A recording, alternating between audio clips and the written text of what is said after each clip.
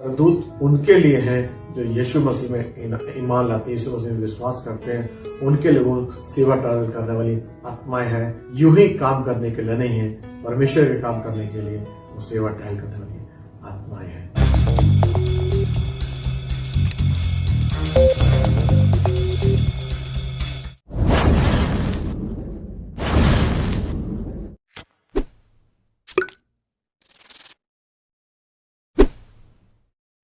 Hallelujah, यीशु मसीह के नाम से आपका स्वागत करता हूं और मेरा नाम पास्टर देवेंद्र तिवारी है। अगर फर्स्ट टाइम आप देख रहे हैं तो हमारे इस चैनल को सब्सक्राइब करें।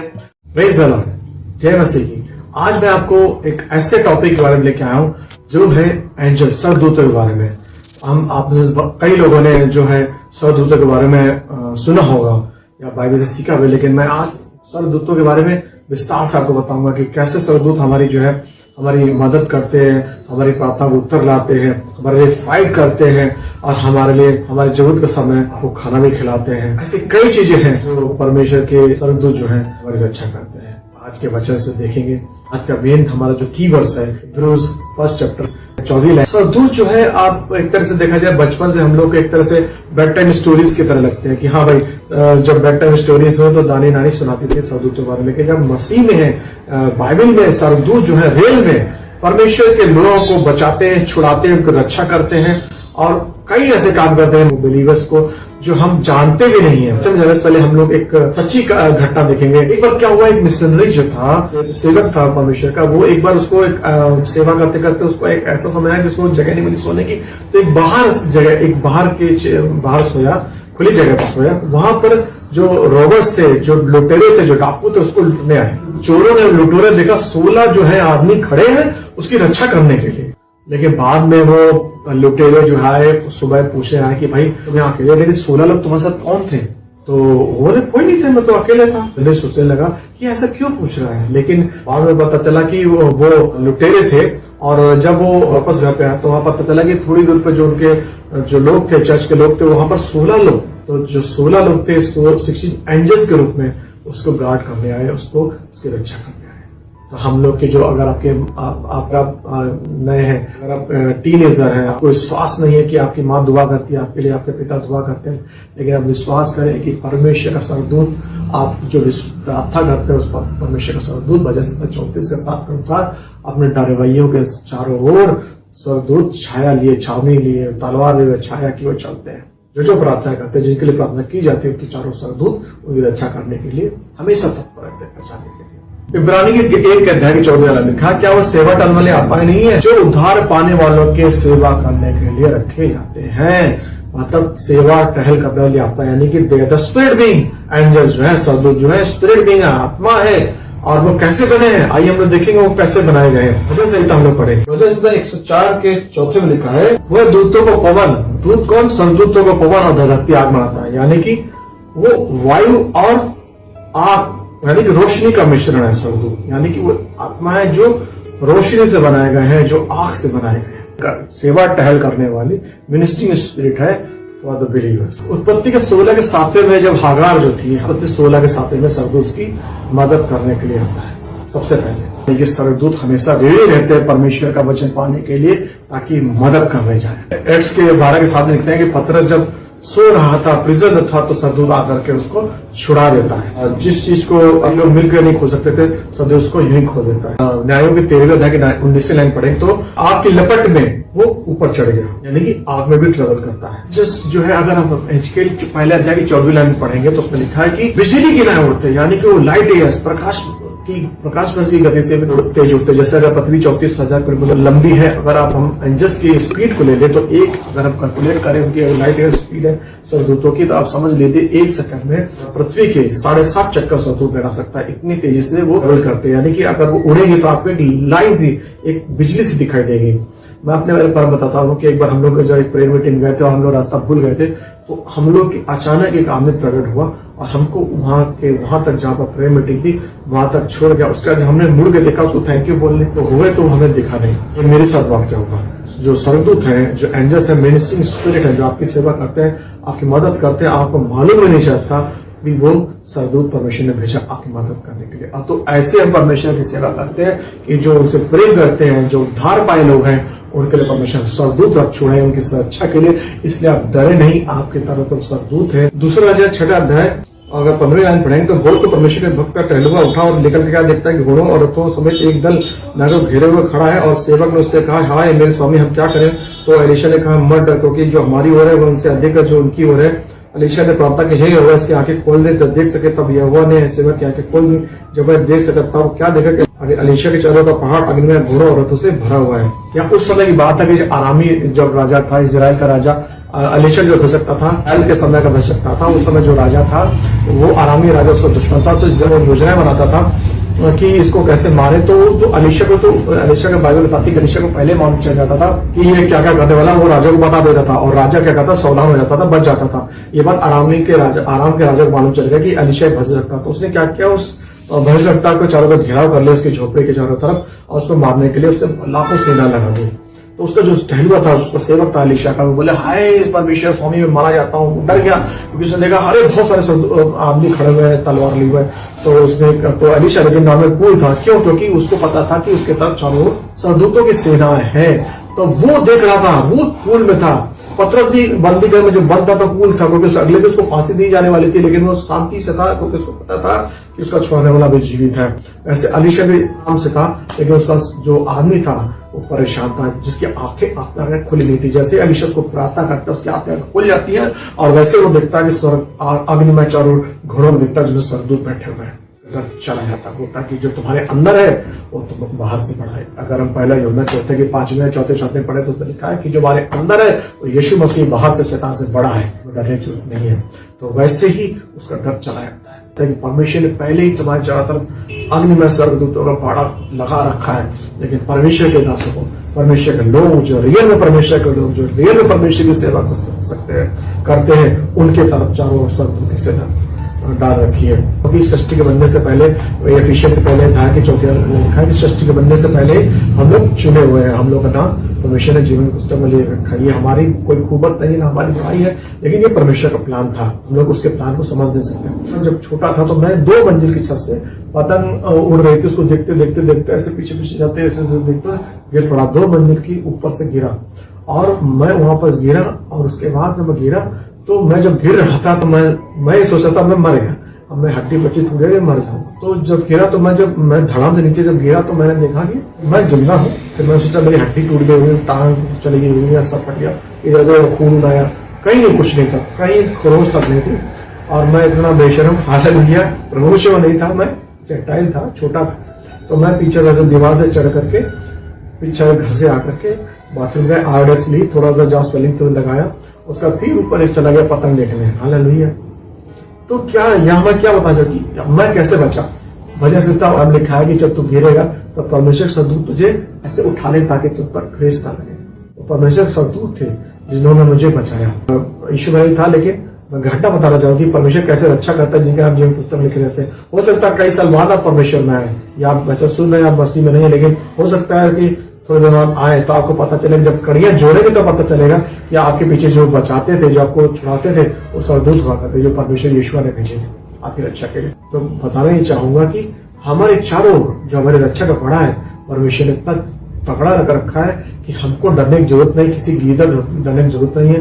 यदि आप परमेश्वर के राज की सुसमाचार प्रचार करते हैं तो आपको डरने की जरूरत नहीं। परमेश्वर के सरदूत आपके चारों अग्नि में तलवार लिए रक्षा करते हैं। क्या आपको मालूम है सरदूत माफी मांगते हैं, अप्लाइज भी करते हैं। अगर दानियल 10वें अध्याय को पढ़े तो 12वीं 13वीं लाइन लिखा है, वहां एंजल सरदूत बोलता है कि मैं प्रार्थना तेरी उसी दिन सुन ली गई थी, लेकिन मुझे आने में 21 दिन लगे। क्यों? क्योंकि बीच में जब मैं प्रार्थना का आंसर ला रहा था, अब प्रार्थना का उत्तर कौन लाता है, मैं आपको क्लियर कर देना चाहूंगा कि यहाँ पर अगर हम लोग जेनेसिस 28 पढ़ेंगे तो वहां पर जो है याकूब जो है वहां पर एक स्वप्न देखता है। जब वो बेतेल को जा रहा होता है तो वहां पर वो रात हो जाती है जंगल में, तो वहां पर एक जगह लेट जाता है। जब लेट जाता है तो पत्थर की तकिया लगाता है, तो दर्शन में देखता है कि ऐसे स्पाइरल करके एक ऐसे चक्करदार सीढ़ी है और उसमें सरदूत जा रहे हैं, और जो स्वर्ग की सीढ़ी है सरदूत आ जा रहे हैं। और सरदूत आ जा कर सरदूत आ रहे हैं, जा रहे हैं, यानी सरदूत जा रहे हैं हेवन में, परमेश्वर के सिंहासन के सामने जा रहे हैं। उसने देखा ये स्वप्न, कहता है मैं इब्राहिम का परमेश्वर हूँ, मैं इसहाक का परमेश्वर हूँ, मैं तुझे छोड़ूंगा नहीं, मैं तुझे त्यागूंगा नहीं, मैं तेरे साथ हूँ।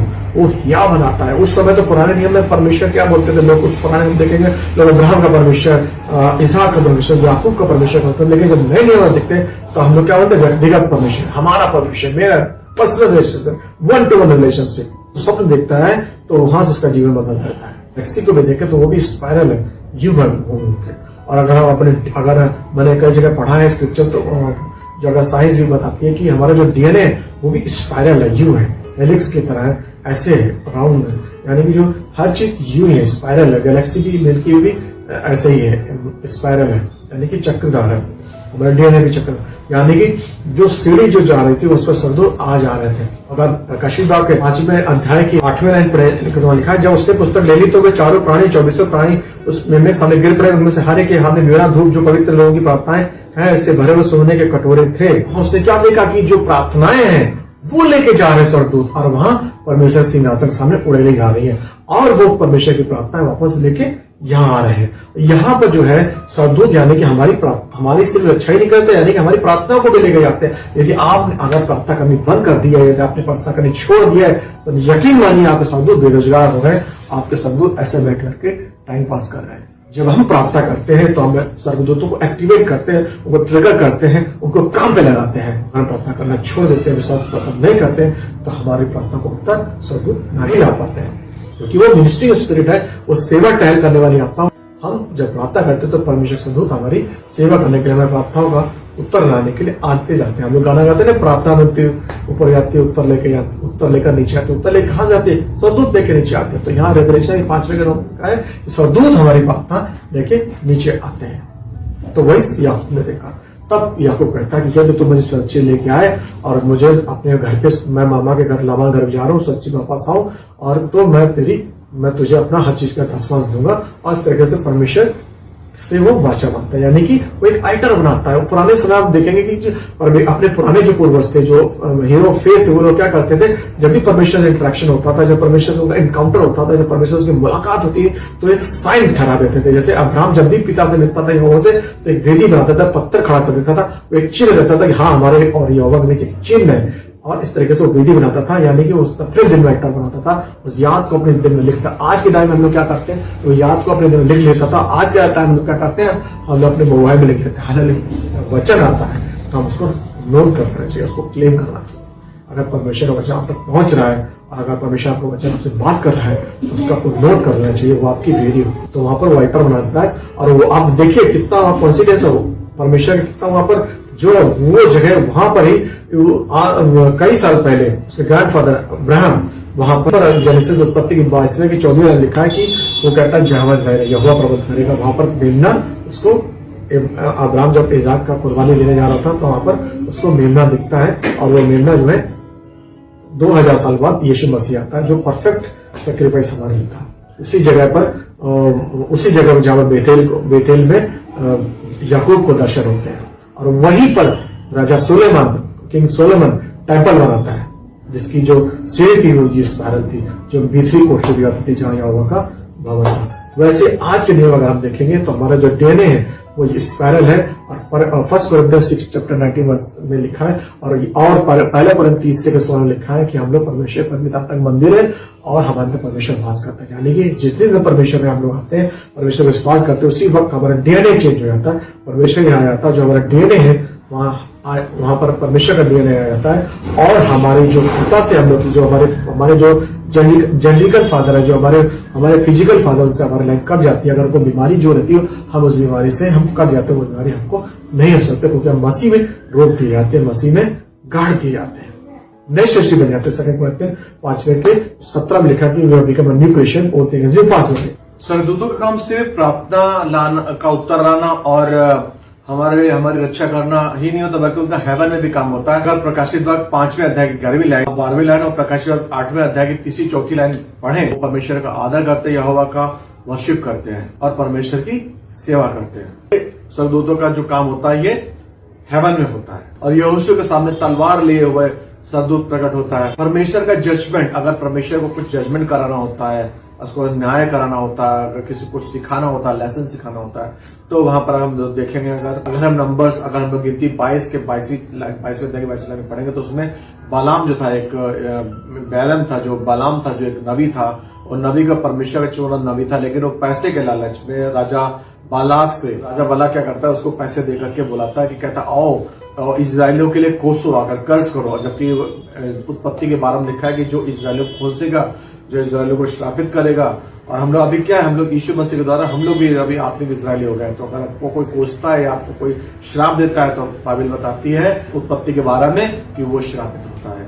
यानी कि अगर परमेश्वर के लोग हम आशीषित करेंगे, यीशु के लोग आशीषित करेंगे तो हम आशीष पाएंगे। अगर हम कोसेंगे तो श्राप आता है।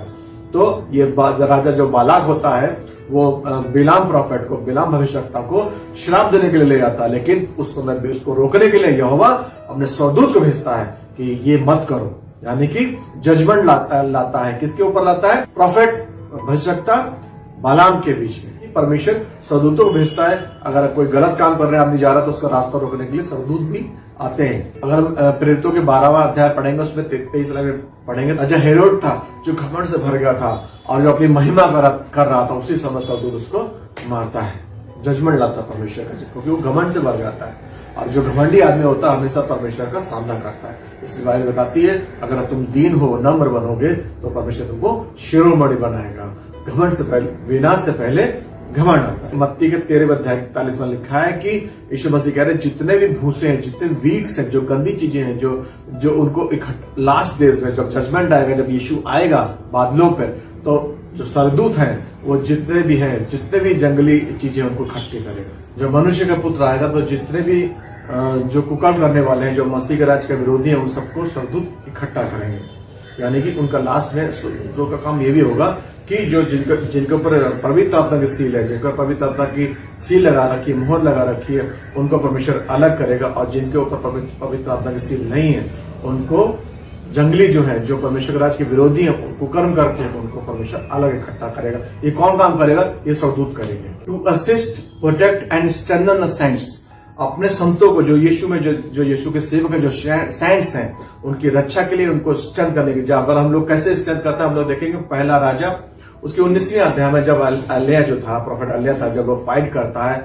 और 850 बालक के नबियों को मार देता है, और जब वो थक जाता है और एक झाड़ू के पेड़ नीचे निराश होकर बैठ जाता है, तो स्वर्गदूत उसको खाना खिलाता है, स्ट्रेंथ देता है। तो आप बाइबल बताते हैं कि 40 दिन 40 रात अलिया उस खाने से, जो स्वर्गदूत का खाना था, खा करके 40 दिन 40 रात दौड़ता जाता है। यानी कि स्वर्गदूत का जो खाना, स्वर्गदूत खाना खाते हैं, जो स्वर्गदूत खाना है, जो इतना पावरफुल रहता है कि उसको 40 दिन 40 रात उसी खाने को, उसी रोटी को खाए हुआ अलिया चलता रहता है, बराबर चलता रहता है। और हम लोग अगर निर्गमन में देखेंगे तो परमेश्वर ने मन्ना दिया आसमान से, और वो मन्ना इतना अच्छा था कि 40 साल तक इजरायली कभी बीमार नहीं पड़े, ना उनके जूते फटे, ना उनको कोई बीमारी आई। और वो परमेश्वर ने जो स्वर्गीय खाना खिलाया, उनको स्ट्रेंथ रही। यानी कि परमेश्वर स्वर्ग से खाना खिलाता है, उसके जो चैनल है, जो उसका सोर्स है, जो उसकी प्रक्रिया, जो प्रोसेस है, वो स्वर्गदूतों के द्वारा पूरी होती है। और सबसे मुख्य बात, जो परमेश्वर के यीशु में जो लोग सोते हैं, डेथ होती है कि, तो लूका के 16 अध्याय के 22वें में लिखा है कि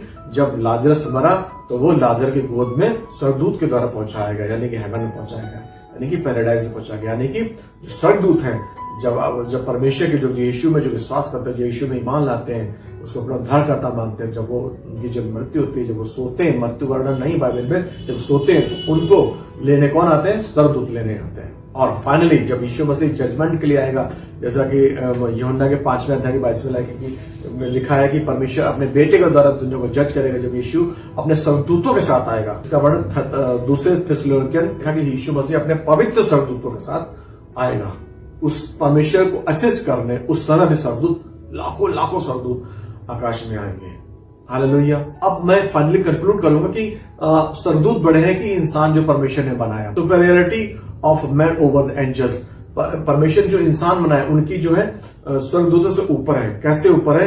पावर में नहीं है, लेकिन एक पद में बड़े हैं, जो ऑफिशिएटिंग जो है उसमें बड़े हैं। कैसे बड़े हैं? तो स्वर्गदूत थे, और जो हमारा फर्स्ट एडम है, जो एडम जिसको बोलते हैं, दोनों को परफेक्ट परमेश्वर ने बनाया था। और एंजल्स जो थे, जो स्वर्गदूत थे, वो स्पिरिट थे, आत्मा के रूप में बनाया गया था। और जो एडम ईव बनाए थे, वो फ्लैशली बींग्स थे, जो शरीर में बनाए गए थे। और जब हम लोग यशाया 14 अध्याय में पढ़ते हैं और एचकेएल 28 में पढ़ते हैं तो उसमें क्या था कि लूसीफर था जो तो था, उसने विरोध किया परमेश्वर का और 33% एंजल्स, फॉलन एंजल्स निकाल के उसको परमेश्वर ने उसको फेंक दिया क्योंकि उसने बलवा किया। तो उसको घमंड आ गया था, उसने बोला था मैं अपना सिंहासन यहोवा के सिंहासन से ऊपर बनाऊंगा, जबकि वो वर्शिपर था तो उसको गिरा दिया गया था। और यहाँ पर एडम फिर उसने क्या किया, जेनेसिस 3rd चैप्टर पढ़ेंगे, अगर हम उत्पत्ति 3 अध्याय पढ़ेंगे तो वहां पर यही जो लूसीफर था, किसको, जो परमेश्वर ने अपने स्वरूप समानता में जो एडम को बनाया था उसको हट बरगलाने को, उसको डिसेप्शन करने को, उसको धोखा देने के लिए आया। और उसको परमेश्वर ने एक ही आज्ञा दी थी कि इस अदन की वाटिका के उस पेड़, ज्ञान के पेड़ के फल को ना खाना हो, जबकि वो उसकी शैतान की बात सुन लेता है ईव, और उसके द्वारा शैतान काम करता है और ईव भी खाते हैं और एडम को भी खिलाते हैं, और दोनों जो है परमेश्वर की जो संगत से दूर हो जाते हैं। क्यों? क्योंकि उन्होंने पाप करते हैं, परमेश्वर की आज्ञा को तोड़ते हैं। स्वर्गदूतों ने जब गुनाह किया, परमेश्वर से बिट्रे किया, घमंड किया, तो परमेश्वर ने उनका रिडेम्पशन का प्लान नहीं किया, छुटकारे का प्लान नहीं किया। लेकिन वहीं पर जब आदम ने पाप किया तो परमेश्वर ने कहा जेनेसिस के 3 में कि स्त्री का बेटा आएगा जो इस शैतान के सर को कुचलेगा। परमेश्वर ने पहले ही प्रोफेसी कर दी थी कि आदम की वाटिका में कि परमेश्वर का पुत्र यानी यीशु मसीह आएगा, हमारे पापों के लिए मारा जाएगा, गाड़ा जाएगा, तीसरे जी उठेगा। यानी कि इंसानों से परमेश्वर ने इतना प्रेम किया कि उसके लिए छुटकारे का प्रोविजन रखा। लेकिन एंजल्स ने जब पाप किया तो उनके छुटकारे का प्लान नहीं हुआ। तो इस तरीके से हम लोग के लिए परमेश्वर इतना प्रेम किया, हम लोग को हमारी रिडेम्पशन के द्वारा, हम लोग एंजल्स के लिए माफी नहीं है लेकिन हमारे लिए माफी है, और हमारा जो पद है जो हमारा, वो एंजल से, स्वर्गदूतों से ऊपर हो जाता है। तो हमें कितना ज्यादा परमेश्वर से प्रेम करने की जरूरत है, जिसने हमको इतना दोबारा का मौका दिया, यीशु मसीह के द्वारा मौका दिया। तो आज अगर आप हम मुझको देख रहे हैं, सुन रहे हैं, तो परमेश्वर यीशु के नाम से बोलना चाहूंगा, अगर आपने कोई ऐसा परमेश्वर से दूर हो गए या आप परमेश्वर यीशु को नहीं जानते हैं, तो अगर आप रोमस के 10 के 8वें में लिखा कि जो यीशु मसीह को मुंह से बोले और मन में स्वीकार करे, हृदय में स्वीकार करे, तो उसका तारण होता है, उसका उद्धार होता है और अनंत काल तक परमेश्वर यीशु के साथ जीवन बिताता है। और परमेश्वर ये भी कहता है, 1 कोरिन्थियंस 6 अध्याय 30 में लिखा है कि तुम नहीं जानते हो कि तुम स्वर्गदूतों का न्याय करोगे। वो स्वर्गदूत है जो फॉलन एंजल्स हैं, जिन्होंने यहोवा का से क्या खिलाफत करी थी, यहोवा के से रेबल किया था, उसका हम न्याय भी करेंगे। तो हम लोग कितनी महिमा, कितनी बड़ी बात है, और हमको अपने तहे दिल से परमेश्वर यीशु कितना धन्यवाद देना चाहिए, यहोवा कितना धन्यवाद देना चाहिए, पवित्र आत्मा कितना धन्यवाद देना चाहिए कि उसने हमारे लिए रिडेम्पशन प्लान किया, हमारे छुटकारे का प्लान किया, लेकिन एंजल्स के लिए नहीं। बचनों से परमेश्वर आपको आशीष दे, और आप हमेशा ध्यान रखें कि स्वर्गदूत उनके लिए हैं जो यीशु मसीह में ईमान लाते हैं, यीशु मसीह में विश्वास करते हैं, उनके लिए वो सेवा टहल करने वाली आत्माएं हैं। यूं ही काम करने के लिए नहीं है, परमेश्वर के काम करने के लिए वो सेवा टहल करने वाली आत्माएं हैं। परमेश्वर इन बच्चों से आपको आशीष दे।